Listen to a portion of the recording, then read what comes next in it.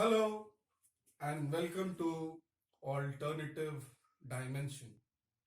As you would know, I'm Nishchal Kumar from Bihar.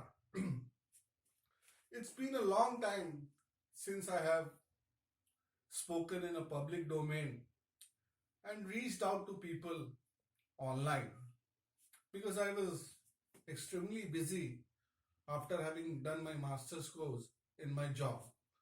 But today I feel it very incumbent upon myself to talk about the issue which is very contentious and sensitive. Yes, today I want to talk about right to privacy. I want to contemplate, ponder, and deliberate upon right to privacy. What does this right to privacy means? In the simplest language, right to privacy means that my life is my life. What I do with my life is my life. It should not be known to everybody in the public domain. Of course, when you are sleeping in your bedroom, you don't want CCTV cameras to be monitoring you. Or for instance, you are sleeping with your wife. You don't want CCTV cameras to be monitoring you. Therefore, there are umpteen number of situations wherein you don't want your personal life to be extrapolated into public life. But unfortunately, you see, with every new invention, it so transpires that we are smitten by the advantages of the technology that has just come up. Yes, I'm talking about internet. Internet has allowed a plethora of opportunities which has made life easier and more accessible. But internet has come at a huge cost of loss to private life. Internet, some people would say, has brought about transparency. Yes, internet has brought about transparency, but where do you draw the line? Your life cannot be absolutely transparent. You don't want, when you are taking a bath in your bathroom, you don't want your naked body to be seen by public. So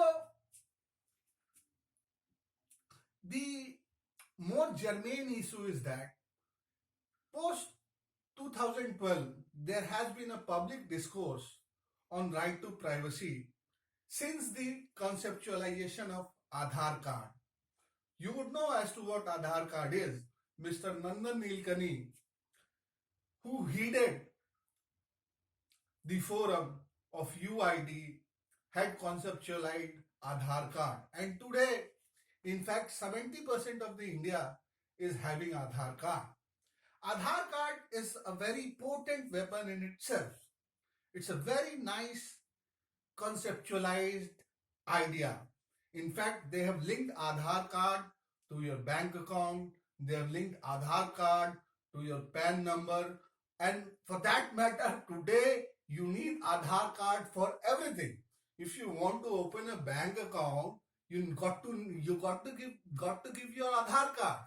Maybe tomorrow, sometimes it may also happen that you are wanting to purchase a commodity for the market. They'll ask you for Aadhaar card.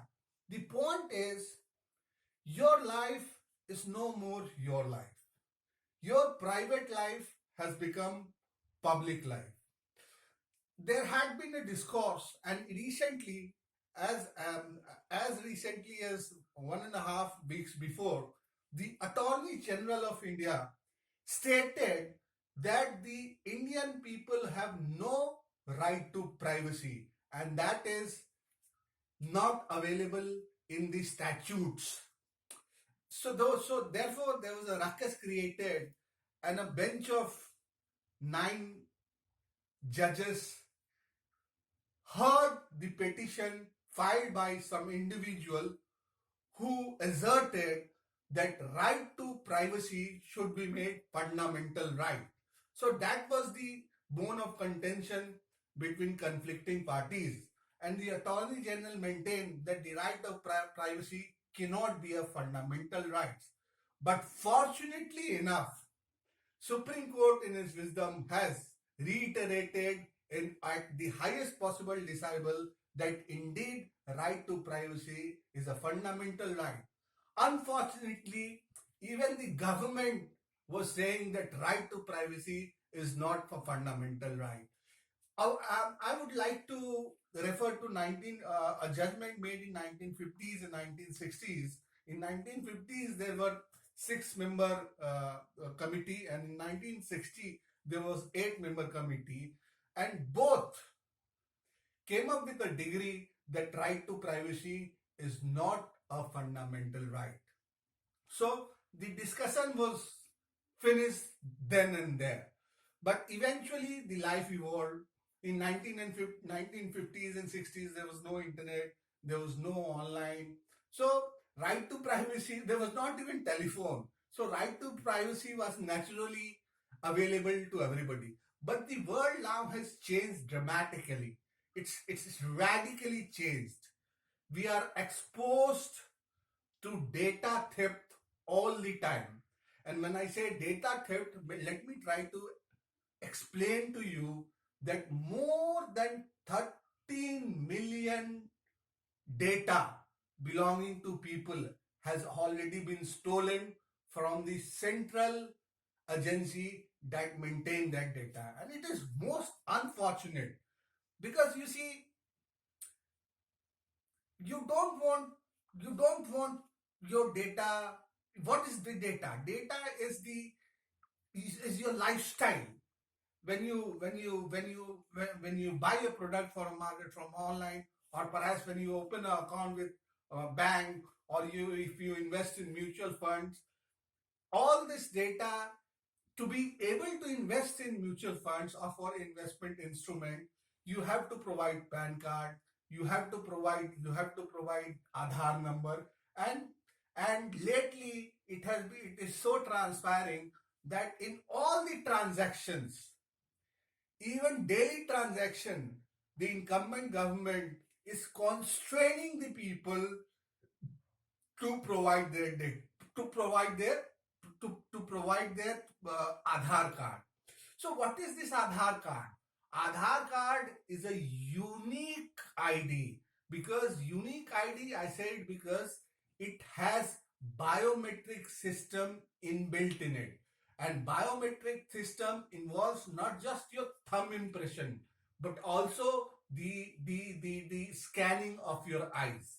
Therefore, in that context, your entire identity has been hijacked by people who has been involved in construction of Aadhaar card.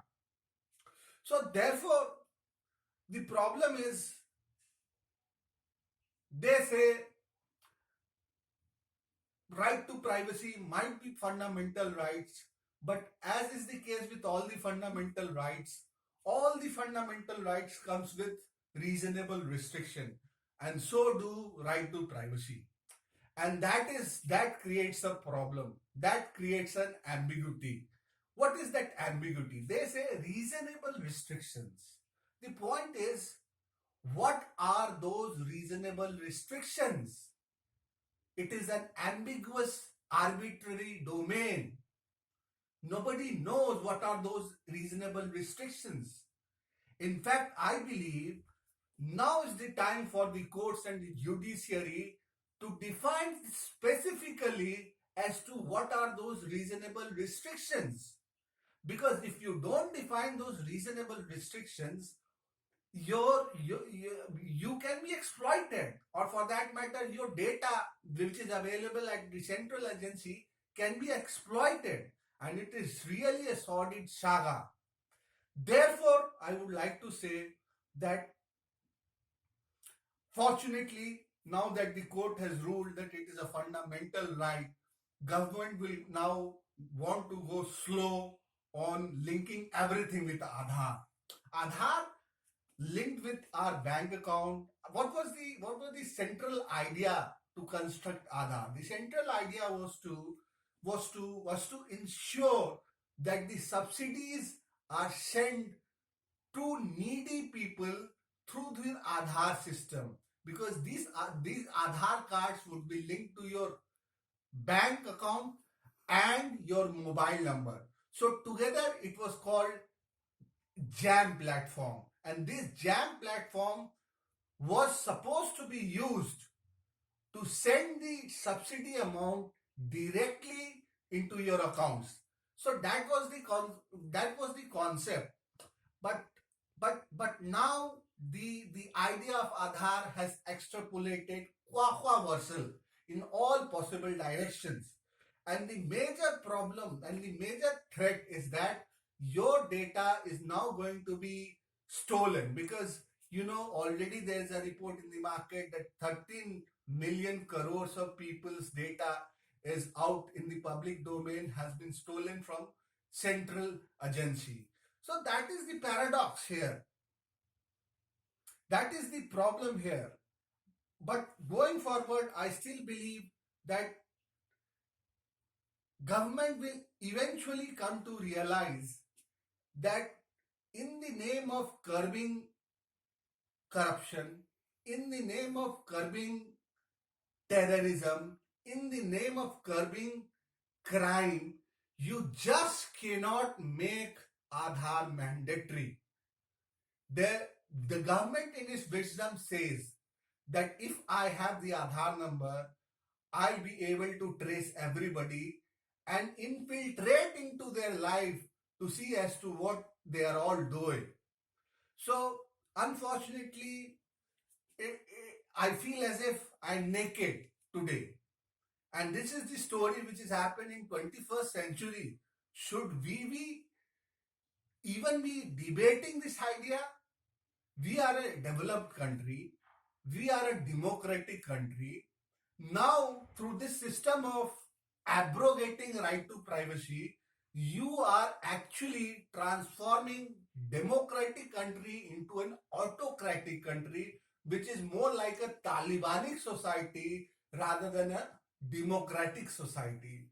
So eventually, what I would like to say is that the idea itself is a flop idea, and if it has to be done, it has to be done systematically, methodically, and some thought has to be put into it so that the problems don't occur. Because as of now, transparency is a good word. Transparency is not a negative word. But the point is, everyone is entitled to a private life in a democratic society. We are not living in a communist society. We are not living in a dictatorial society. We are not living in a monarchical society. It's a democracy that we are living in. Therefore, I firmly believe that right to privacy has to be maintained at all possible costs. Yes, there is going to be a trade-off, but the trade-off is rather legitimate. The implicit reason which is being ratiocination, which is being given by the government, that they want to make the lives of individual not private so that they can trace them. They can trace you wherever you go, how much money you have in your bank account, which hotel you went to, how much money you paid, what were your expenses. Everything will be known to the government, and a central data bank would be maintained. And because it will be a central data bank, there is always a threat of data being stolen. Today, data is not just a data. Data is the money. Data is the fortune. So you don't want your fortune and money to be stolen by people, nefarious elements. That should be allowed to happen. So in the nutshell, I guess I have tried to explain as to why right to privacy is inevitable. But the larger point is that I want to make an earnest and sincere appeal to the government, because you see, there's a conflict between government and judiciary now. Judiciary has already accepted that right to privacy is a fundamental right, but the government does not recognize this as a fundamental right. Perhaps going forward, as it has happened in many cases recently in triple talaq case, you saw that the government introduced a money bill and they criminalized triple talaq. The judiciary has just banned the instant triple talaq system, but the legislature criminalized this. So going forward, there's always this danger of legislature overriding the decisions by the judiciary, and when that happens, I guess doomsday doomsday and Armageddon will be very near rather than further. With that said, I conclude. Thank you.